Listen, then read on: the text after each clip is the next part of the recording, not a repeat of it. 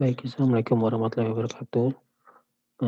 Kali ini saya akan mencoba mempresentasikan untuk kuliah manajemen perbankan oleh Bapak Dr. Sparta untuk materinya liquidity risk.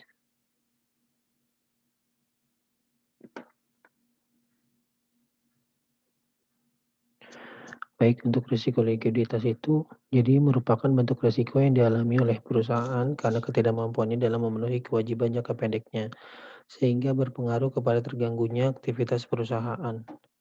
Nah, risiko likuiditas ini sering sering juga disebut dengan short term liquidity risk. Nah, kalau sesuai dengan SEOJK nomor 34 2016 tentang penerapan manajemen risiko bagi bank umum.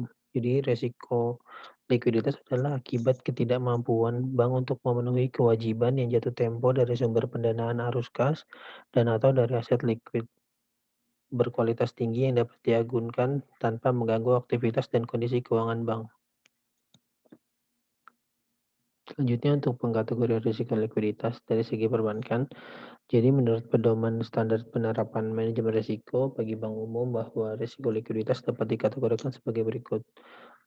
Jadi ada dua, yang pertama itu risiko likuiditas pasar, yaitu risiko yang timbul karena bank tidak mampu melakukan offsetting tertentu dengan harga karena kondisi likuiditas pasar yang tidak memadai atau terjadi gangguan di pasar. Yang kedua itu risiko likuiditas pendanaan, yaitu risiko yang timbul karena bank tidak mampu mencairkan asetnya atau memperoleh pendanaan dari sumber dana yang lain. Untuk penyebab Penyebab dari timbulnya risiko likuiditas itu kalau menurut SEOJK nomor 34 2016, jadi ketidakmampuan memperoleh sumber pendanaan arus kas sehingga menimbulkan risiko likuiditas dapat disebabkan. Salah satunya itu contohnya itu di sini ada ketidakmampuan menghasilkan arus kas yang berasal dari aset produktif maupun yang berasal dari penjualan aset, termasuk aset likuid dan atau ketidakmampuan menghasilkan arus kas yang berasal dari penghimpunan dana, transaksi antar bank dan pinjaman yang diterima. Nah, berikut untuk rasio likuiditas. Jadi rasio likuiditas ini adalah rasio yang digunakan untuk mengetahui kemampuan bank dalam memenuhi kewajiban jangka pendeknya atau kewajiban yang sudah jatuh tempo. Jadi di sini ada yang pertama itu adalah loan to deposit ratio, yang ini merupakan rasio antar kredit dengan dana pihak ketiga. Jadi semakin tinggi rasio ini maka akan memberikan indikasi rendahnya kemampuan likuiditas bank yang bersangkutan. Hal ini disebabkan karena jumlah dana yang diperlukan untuk membiayai kredit semakin besar. Ketentuan Bank Indonesia, tingkat likuiditas bank dianggap sehat apabila LDR-nya itu antara 85% sampai dengan 110%. Untuk rumus dari LDR sendiri itu adalah kredit dibagi dana pihak ketiga dikali 100%. Yang kedua ada cash ratio. Cash ratio ini digunakan untuk mengukur kemampuan bank dalam memenuhi kewajibannya yang harus segera dibayar dengan alat-alat liquid yang dimilikinya. Jadi semakin tinggi dari rasio ini, menandakan semakin tinggi pula kemampuan bank dalam memenuhi kewajibannya. Untuk rumusnya, alat liquid dibagi current liabilities dikali 100%. Nah, alat liquid ini apa? Alat liquid itu adalah uang kas di bank dan rekening giro yang disimpan di Bank Indonesia. Selanjutnya, reserve requirement. Jadi di Indonesia dikenal dengan istilah giro wajib minimum atau GWM. Ini merupakan ketentuan bagi setiap bank umum untuk menyisihkan sebagian dari dana pihak ketiga yang berhasil dihimpunnya dalam bentuk giro wajib minimum yang berupa rekening giro bank yang bersangkutan pada Bank Indonesia.